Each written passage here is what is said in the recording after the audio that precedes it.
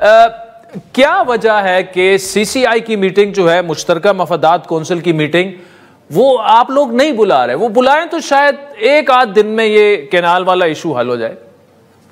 भाई मैंने तो एक दो मरतबा पता किया और मुझे यही पता चला कि सीसीआई का इजलास बहुत जल्द होने वाला है। ठीक है, मुझे कुछ तारीख नहीं दी गई, लेकिन जब मैंने पता किया, क्योंकि मेरे पास इससे पहले पानी का भी था वो कलमदान जी, मुझे पानी का महकमा जो है उसमें भी खिदमत पे मामूर किया गया था, तो मैंने एक दो मरतबा पूछा और मुझे यही कहा गया कि बहुत जल्द तमाम सूबों को इनवाइट किया जा रहा है और वो जो भी एजेंडा सेटिंग की जो छोटी मोटी चीज़ें होती हैं ब्यूरोक्रेटिक, वो तय की जा रही हैं और उसके बाद सीसीआई की मीटिंग हो जाएगी। इस वजह से मुझे तो एक मरतबा भी कोई ऐसी चीज़ का अंदिया नहीं दिया गया कि शायद सीसीआई की मीटिंग ना हो या शायद सीसीआई की मीटिंग ना की जाए, मगर ये हो जानी चाहिए। जैसा कि आप कह रहे हैं, ये फौरी तौर पे हो जानी चाहिए, क्योंकि उसकी वजह से बिला वजह शकूक और शुबहात बढ़ रहे हैं। और जिस तरह आप सवाल पूछ रहे हैं कि भाई ये सीसीआई की मीटिंग क्यों नहीं हो रही, जबकि कोई वजह भी नहीं है, तो फिर उससे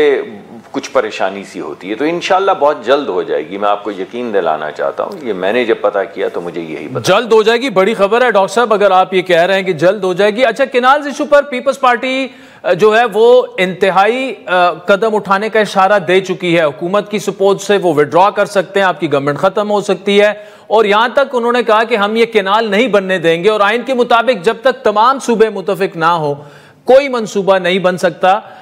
क्या कहेंगे आप इस पर? देखिए, मैं तो वो आपको क्या कहूँगा, मेरे पास पहले महकमा था पानी का, अब मेरे पास ये माहौलियात का या क्लाइमेट चेंज और एनवायरनमेंट कोऑर्डिनेशन का महकमा है या वजारत है। तो मैं आपको क्या बताऊं, यानी मैं पूरी दुनिया में जहां भी जाता हूं वहां पे सबसे बड़ा माहौलियात के अंदर जो चीज़ लेके टॉर्च बेयर करते हुए लोग मुल्क ममालिक आगे जा रहे हैं, वो ये है कि आप अपने रेगिस्तानों को आबाद करें, आप अपने रेगिस्तानों को हरा भरा बनाएं। और ये जो डिजर्टिफिकेशन है या डी डिजर्टिफिकेशन है, वो एक मेजर क्लाइमेट की थीम है जिस पे पूरी दुनिया काम कर रही है। ना सिर्फ दुनिया काम कर रही है, बल्कि वो ममालिक जो कार्बन ज़्यादा एमिट करते हैं, जैसे कहीं तेल पैदा हो रहा है, कहीं फर्टिलाइज़र के कारखाने लगे हैं। पाकिस्तान तो जो पाकिस्तान का कोटा है उससे 40% कम कार्बन एमिट करता है, यानी पूरी दुनिया से जो हमने कमिटमेंट कर रखी है उससे हम 40% कम कार्बन एमिट करते हैं। अगर आप हीट मैप लगाएं तो आपको शायद पाकिस्तान दिखे भी नहीं।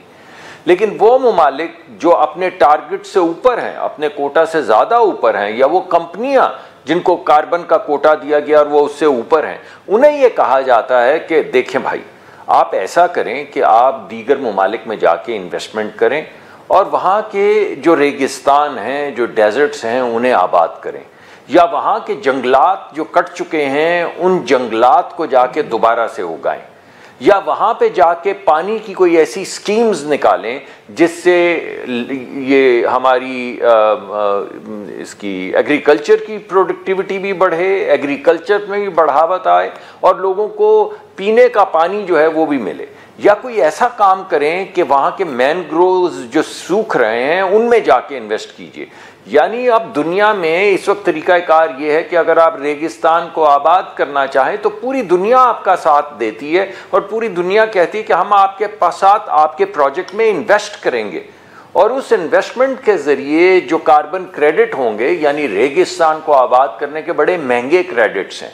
अब मुख्तलिफ चीज़ें हैं, सोलर लगाएं तो उसका भी क्रेडिट है, मगर उसकी कोई कीमत ज़्यादा नहीं है। लेकिन अगर हम मैनग्रोव्स पे काम करें या फॉरेस्ट पे काम करें या रेगिस्तानों पे काम करें तो उन कार्बन क्रेडिट्स की कीमत बहुत ज़्यादा है। जितने एसडीजी के गोल्स आपकी इंटरवेंशन में हो, यानी अगर रेगिस्तान आबाद करेंगे तो लोगों की सेहत भी बेहतर होगी, लोगों को जरिया मुआश भी मिलेगा, वहाँ पे पीने का पानी भी पहुँचेगा, तो आप सोचिए कि आपके जो सस्टेनेबल डेवलपमेंट गोल हैं वो कितने ज़्यादा गोल्स अचीव होते हैं। मैं डॉक्टर साहब बिल्कुल आपसे कोई डिसएग्री नहीं कर रहा, ना जो इसकी मुखालफत कर रहे हैं वो भी ये डिसएग्री नहीं कर रहे। चोलिस्तान को आबाद करने पर किसी को एतराज़ नहीं है, लेकिन जो बुनियादी एतराज है वो ये है कि पंजाब के लोगों के पास भी पानी तक नहीं है। नदीम अफजल चंद साहब जो खुद जिम्मेदार हैं, कल वो कह रहे थे कि जी हमें पूरा पानी नहीं मिल रहा, तो आप चोलिस्तान को कैसे पानी देंगे? और सिंध की कौम परस्त जमातें इंक्लूडिंग पीपल्स पार्टी वो तो साफ कह रहे हैं कि पंजाब हमारा पानी चोरी कर रहा है। तो इसको क्लैरिफाई करने की जरूरत है। ये कोई नहीं कह रहा है कि चोलिस्तान को आबाद ना किया जाए। जी देखिए, पहले तो मैंने आपको एक ग्लोबल बात बता दी कि रेगिस्तान को आबाद करना ना सिर्फ कार खैर है, ना सिर्फ आपको अल्लाह ताला सवाब देंगे, बल्कि आपको क्लाइमेट के हवाले से भी एक बहुत अहम जुज़्व है जिसकी दुनिया पैसे देने को भी तैयार है। ये बात अब अलहदा कर दें। अब हम टेक्निकल सी बात पे आ जाते हैं। जब तक तो मैं वहाँ पे वज़ीर था, मैंने बड़ी वाज़ेह शक्ल में ये कहा, पीपल्स पार्टी को एक मरतबा नहीं बारहा कहा, और उनके एक बहुत अच्छे वज़ीर हैं एग्रीकल्चर के और इरिगेशन के, उनसे मेरी बात भी हुई और मैंने उनकी यकीन दहानी करवाई कि हम जब तक आपके साथ एक कंसेंसस नहीं होगा आगे नहीं बढ़ेंगे। तो एक तो बात ये हो गई कि हम बढ़ेंगे आगे मगर कंसेंसस के साथ बढ़ेंगे। अब मैं ज़रा टेक्निकल बात करता हूँ। देखिए, तकनीकी तौर पर हमारा जो वाटर रिकॉर्ड है, पानी का मुआहदा है बैनुल सूबाई, उसके मुताबिक और 18वीं तरमीम के बाद वफाकी हुकूमत का सिर्फ एक ही काम है, सिर्फ एक काम है, और वो ये है कि पानी जो पूरा ये आता है उसकी तकसीम उस मुआहदे के मुताबिक की जाए, बस। अब इसमें हमारे यहाँ बहुत से शक होते हैं।